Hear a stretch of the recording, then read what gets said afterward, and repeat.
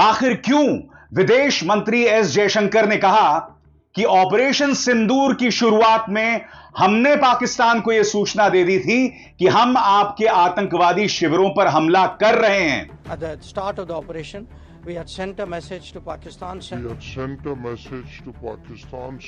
आखिर विदेश मंत्री एस जयशंकर के बयान को कांग्रेस के नेता और सांसद राहुल गांधी देशद्रोह क्यों बता रहे हैं? मैं आपको बतलाना चाहता हूं कि राहुल गांधी ने इस पर करारा प्रहार किया है। राहुल गांधी कह रहे हैं कि पाकिस्तान को ऑपरेशन सिंदूर की शुरुआत में जानकारी देना हमले के बारे में एक बहुत बड़ा अपराध है। विदेश मंत्री ने इस बात को सार्वजनिक तौर पर स्वीकारा है कि सरकार ने ऐसा किया।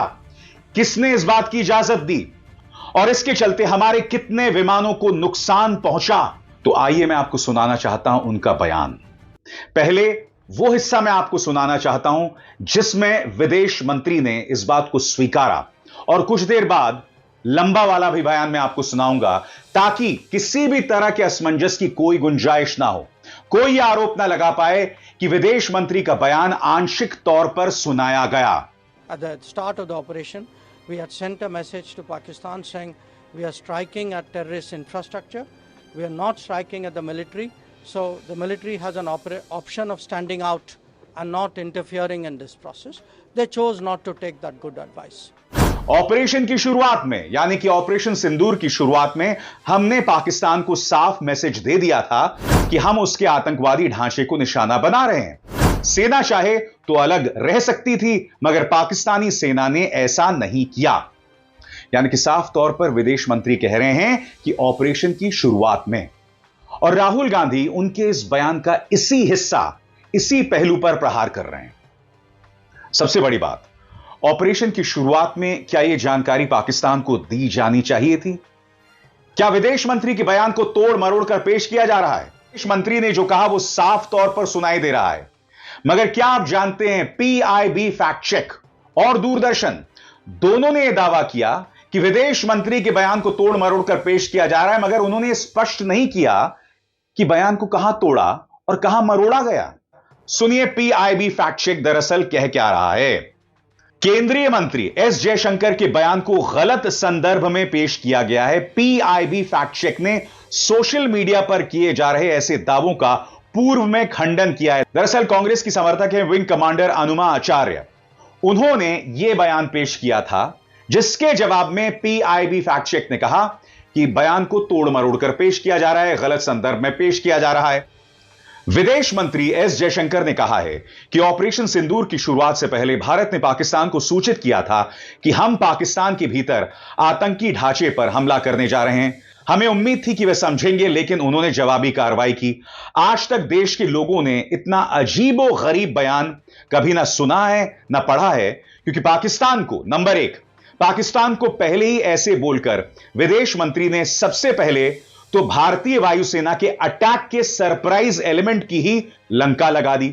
अगर विदेश मंत्री खुद ही ये कबूल रहे हैं तो उन पर देश की सेना के संभावित अटैक की सूचना पाकिस्तान को दे देने के कारण यूएपीए लगना चाहिए और तुरंत प्रभाव से पदमुक्त किया जाना चाहिए। शायद इसलिए वैश्विक मीडिया बार बार हमारे राफेल के गिरने की बात कर रहा है।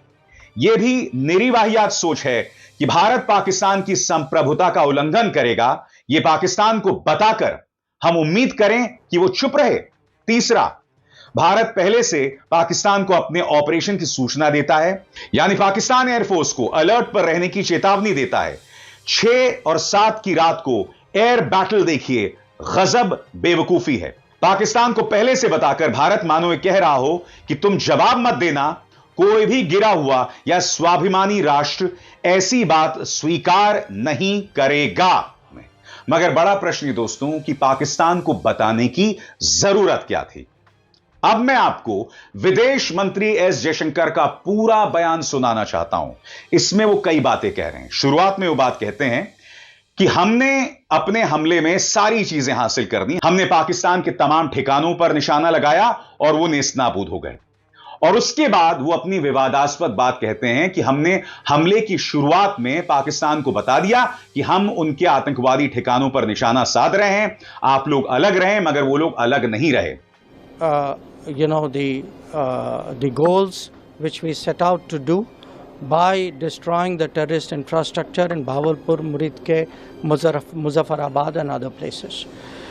So after that, I think since the key goals were achieved, I think we reasonably took the position because even at that start, at the start of the operation, we had sent a message to Pakistan saying we are striking at terrorist infrastructure.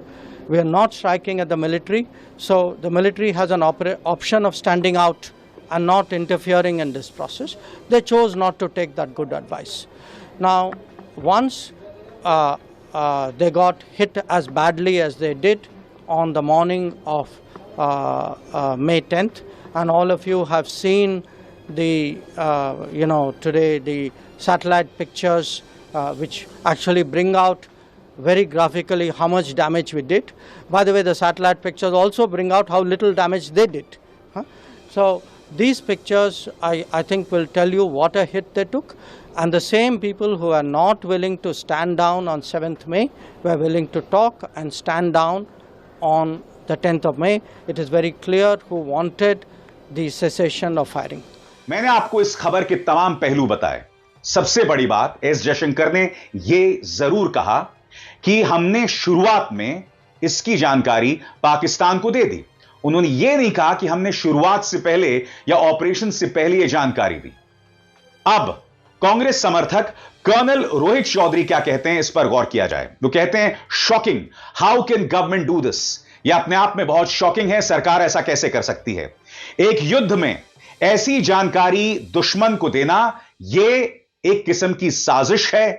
वो आगे कहते हैं, इसने कहीं ना कहीं देश के जो फाइटर पायलट्स हैं उनकी जान जोखिम में डाला है और क्रिटिकल मिशन को सैबोटाज किया है। उसके बिना कहीं इसके जरिए हमारे जो फाइटर जेट्स हैं उन पर खतरा बना हुआ है। यह देशद्रोह है, यह राजद्रोह है। सबसे बड़ी बात जो दूरदर्शन या PIB फैक्ट चेक यह बता रहा है कि उनके बयान को गलत संदर्भ में पेश किया।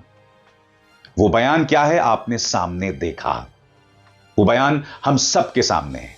आपको क्या लगता है दोस्तों, क्या कांग्रेस बेवजह इस मुद्दे को तूल दे रही है?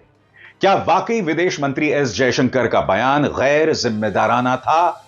ये तमाम सवालात हैं और इसे इनकार नहीं किया जा सकता। इन सवालों के जवाब देना बहुत जरूरी हो जाता है। दोस्तों, पिछले कुछ दिनों से लगातार हो रहा है कि एस जयशंकर बार बार यह प्रमाणित कर रहे हैं कि वो आजाद भारत के सबसे नाकारा विदेश मंत्री हैं।